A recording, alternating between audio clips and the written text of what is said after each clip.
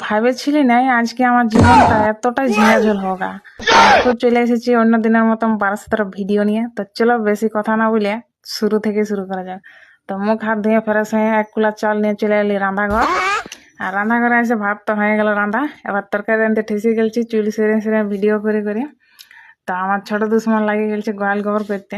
তো যাই হোক, রান্না রান্দি কমপ্লিট হয়ে গেছে, আবার খাতে বসে গেছি শুকা ভাত আর কচু তরকারি। কারণ এই দুদিনের কচু খাই খাই আমার জীবনটাই কালো কচু হয়ে গেছে আর কাগজি ও হো।